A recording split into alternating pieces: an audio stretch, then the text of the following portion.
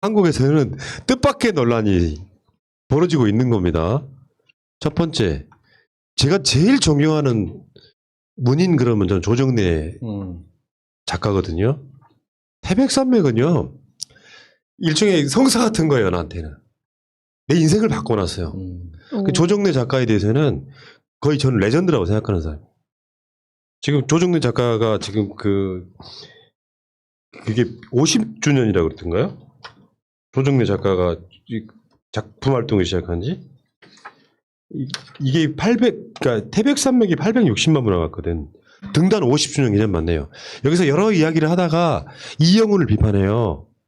왜냐하면 이영훈이 태백산맥 등을 놓고 비판을 했거든. 네, 말이랑 하고 한강하고 다 싸잡아가지고. 그러니까 이영훈이 세상에 그런 친일파 새끼가 조정래 선생을 비판하는 상황이 오니까 조정래 선생이 여러 가지 이야기 끝에 사실 그 말 맞거든.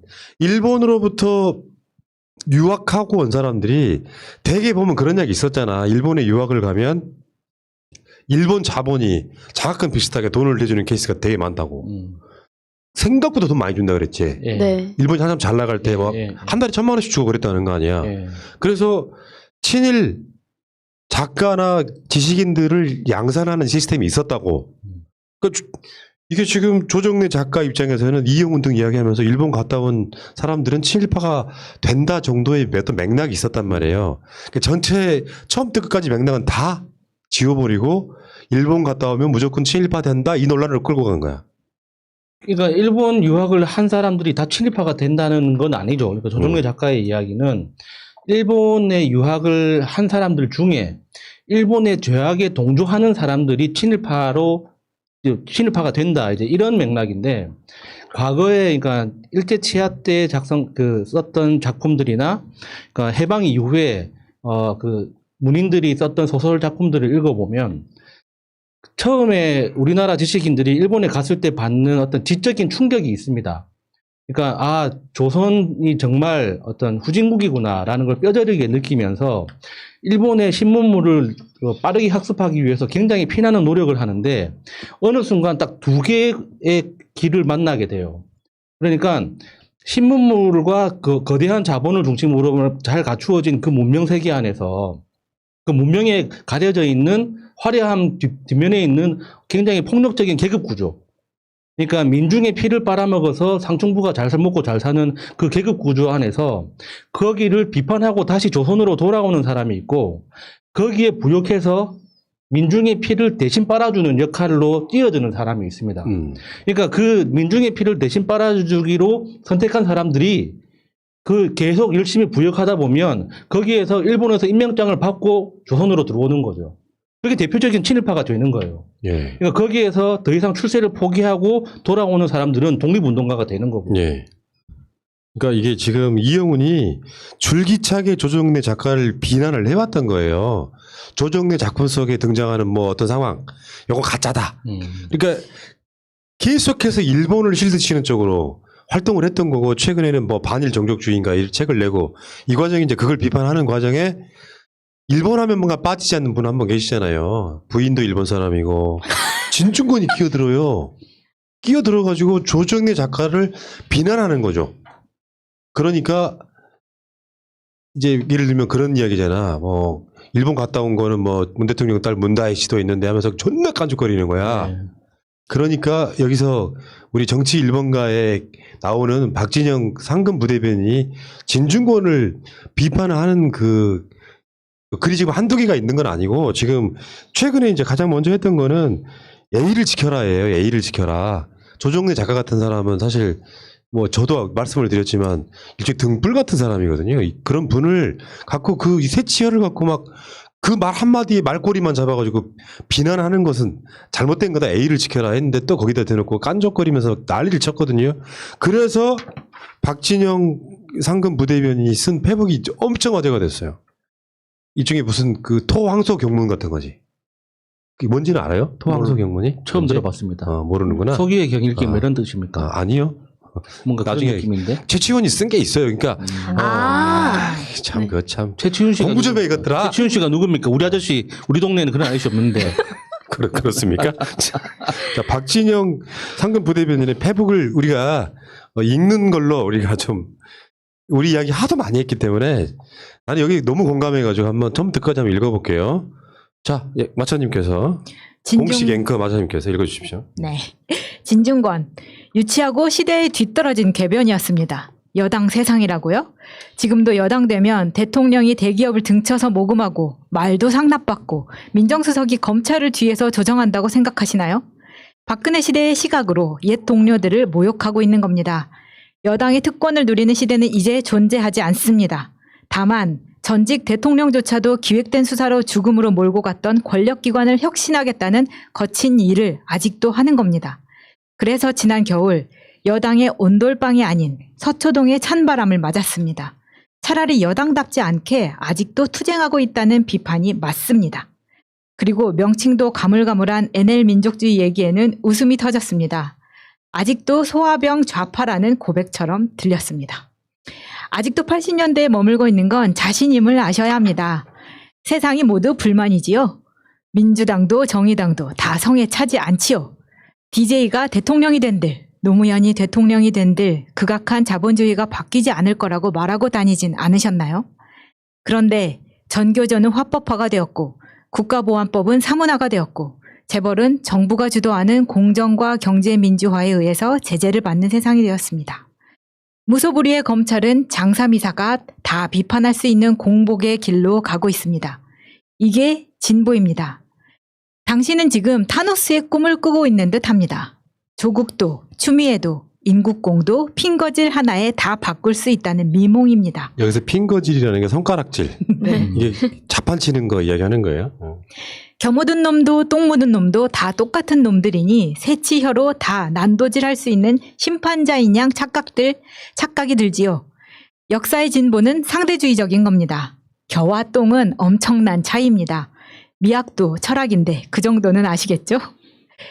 예전에 친일파 중에도 그런 선배가 있었습니다.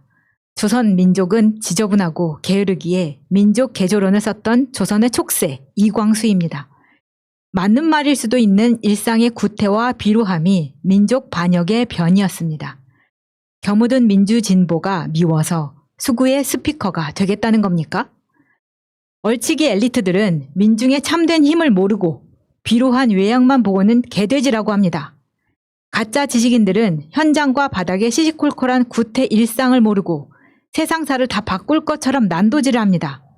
YS는 문민정부, DJ는 정권교체와 한반도 평화, 노무현은 권위주의 해체, 문재인은 국가의 정상화와 권력기관 혁파. 시대적 과제는 불평불만의 집합소가 아니라 역사의 큰 흐름을 하나를 겨우 바꾸는 힘든 일입니다. 일을 해보지 않았다는 증거입니다. 때로는 좀 불편해도 참고 인내하며 시대적 과제에 집중하는 것이 역사의 진보를 만드는 방식입니다. 당신의 뷔페식 비판은 어떤 사회적 성과도 만들지 못했습니다. 그 다음 제가 읽을게요. 힘들어하시네요. 솔직히 너무 수준 높은 비판을 해준 것 같습니다. 그냥 정치권에 대해서는 막말을 해도 손배소도 없고 황색 언론은 늘 받아주니 참 쉽죠? 이런 거 아닙니까? 언론팔이죠. 자신의 막말은 SNS라서 괜찮고 정치권의 비판은 안 된다고요? SNS조차도 언론에서 받아주길 원하고 하는 얄팍한 선행임을 세상이 다 압니다. 당신이 비판한 유사 언론인에는 자신도 포함됨을 아셔야죠. 얌체처럼 책임감 없이 막 빼먹을 것만 빼먹고 사회 분란만 부추기기에 말로서나마 응징하고자 하는 겁니다. 진보 보수를 떠나서 양식 있는 언론이 팩트와 탐구, 수준 높은 위트로 정치권을 비판해 주었다면 저런 조롱과 비아냥의 지면을 채울 수 있었을까요? 자신의 말처럼 야당이 정책과 비전으로 정부를 비판했다면 저런 궤변이 사회적 혼란을 더 부채질할 수 있었을까요? 우리도 스스로 자기 혁신에 보다 적극적이었어야 했다고 성찰해 보기도 합니다. 당신의 성찰을 기대하지도 않습니다. 다만 하루빨리 언론과 여야 정치권이 수준 높은 비판과 비전을 담아주시어 A형 수준의 세상 파괴 혼란형 말장난에서 벗어나게 해주시기를 바랄 뿐입니다. 그것이 또한 정치 발전입니다. 말의 수준이 그 사람의 수준입니다. A형의 고사는 알량한 문자 팔아서 먹고 사는 자칭 지식인들이 경계해야 할 금도를 보여주고 있습니다. 마지막으로 공당은 A형 따위를 협박할 만큼 한가하지 않습니다. 자기 수준을 모르는 과대망상 마시길 미관 말치기인 제 수준의 비판입니다. 민주당 상근 부대변인 박진영 이렇게 JYP. 그러니까 내가 이걸 소개해드린 이유가요. 진중권을 굉장히 논리적이고 합리적으로 비판한 최초의 글 같아서 우리는 계속 욕만 했잖아. 이 석사 어쩌고저쩌고 했는데 이분이 책 쓴 게 굉장히 많은 분이에요. 제가 이런 표현하잖아요. 이게 그 정치 1번가에 나오면은 민주당이 이론가라고. 실제로 작심하고 딱 글을 쓰니까 되게 속이 너무 후련한 거예요. 그래서 사실 언론에서는 진중권의 그런 페이스북에 끄적거리는 글을 계속해서 보도를 할 게 아니라 이런 글을 전문을 실어야 된다고 생각합니다. 그러니까 전문 알려드리는 것 같아. 예, 우리는 하는데 언론에서 지금 하고 있지 않죠? 근데 특히 종편 같은 데서는 진중권이 SNS에 글만 쓰면 막 득달같이 막 보도를 하는데 이게 지금 진중권이나 이영훈이나 똥파리 이론하고 똑같은 거예요. 본인한테 뭐라고 하지 않았거든. 조정래 선생님이 이 사람들 상대하지 않았습니다. 이 사람들한테 친일파라고 한 적도 없어요. 근데 왜 자기들이 들고 일어서가지고 나는 아니라고 왜 친일파를 이렇게 욕하냐고 지금 막 성질을 내고 있는 겁니다. 지금. 근데 여기에 한몫을 한 게 사실 조중동이에요. 그러니까 조정래 선생님이 일본 유학을 갔다 오면 다 친일파다 이렇게 이 문장을 만들어서 낸 게 아닌데 이걸 헤드라인으로 똑같이 조선중앙동아에서 똑같이 헤드라인을 그렇게 뽑았더라고요. 그러니까 핵심은 이 박진영 그 대변인이 이렇게 좋은 훌륭한 글을 써서 비평을 했는데도 불구하고 그 당사자가 읽고 이해를 할 수 있어야죠. 지금의 지적 상태를 보면 사실 두 줄 이상 읽을 수나 있을까 싶습니다. 그렇죠. 진짜. 아마 스킵할 맞아요. 거예요. 예. 귀찮아서. 너무 길어 하면서 그냥 패스했을 것 같아요. 그분이 맨날 보니까 제목만 보시고 글 적는 분이시더라고요. 그래서 아마 그것도 아마 제목만 보고 쓰지 않았을까 가끔씩 싶습니다. 새날 방송 보시는 건 우리가 알고 있고요. 그래서 페이스북에 우리가 언급까지 하셨잖아요. 보고 계시면 진중권 씨 1번? 다들 2번 찍겠네. 근데 이게 다시 말씀드리지만 좀 가짠잖아요. 예. 그러니까 이게 예를 들면 도울 김용욱 선생이 뭔가 저 주진우 라이브에서 그런 얘기 했잖아요. 정치란 게 원래 수준 낮은 거다.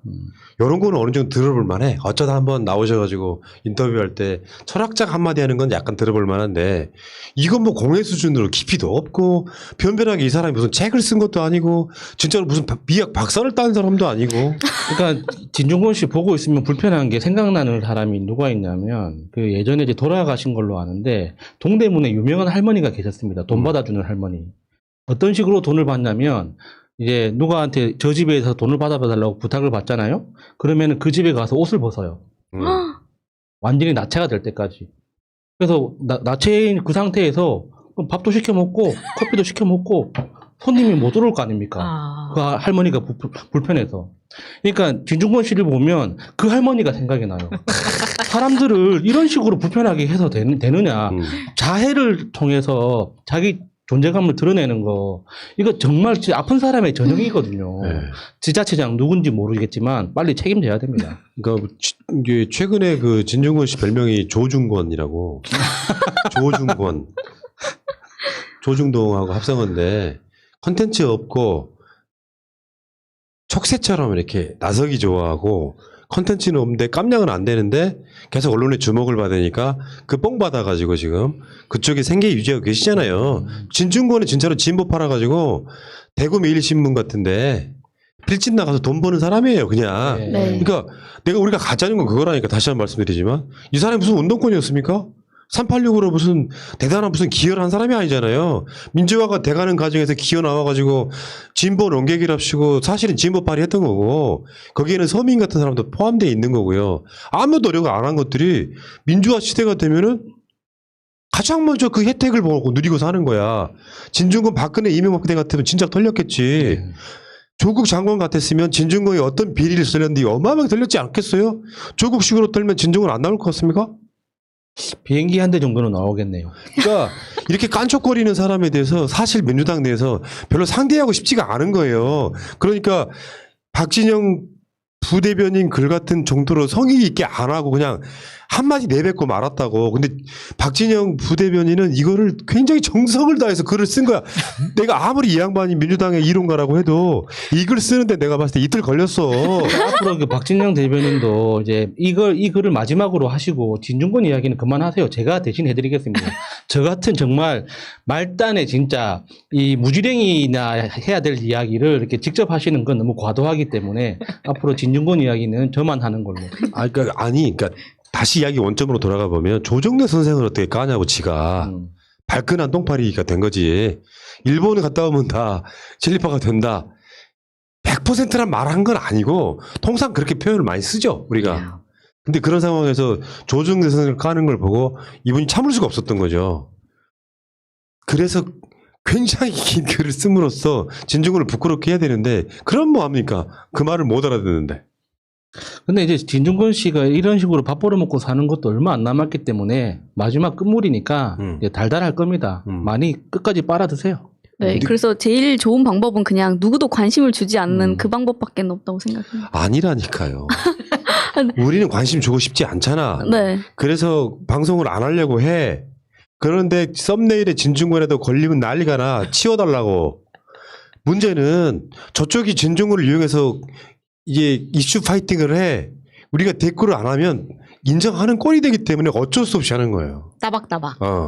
이 부분은 그러니까 그런 식으로 피하지 말라고.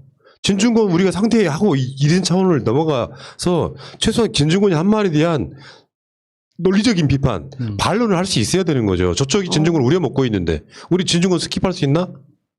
그러면 거기에 대해서 인정하는 꼴이 돼버린다고. 그러니까 진중권 자체를 우리들 입장에서는 사실 그렇게 보고 있는 거잖아요. 네. 저쪽도 알아. 수준 높은 뭐 대단한 사람이 아니에요. 그런 사람을 갖다 쓰고 있지만 가장 달콤하고 비용이 적게 들거든. 그래서 제작비 안 나오는 짓거리 하는 거예요. 맞아요. 그래서 써먹는. 이게 조중동 기자 중에 절반이 출입처가 진중권이랍니다. 출입처야. 진중권 페북이. 이미 진짜.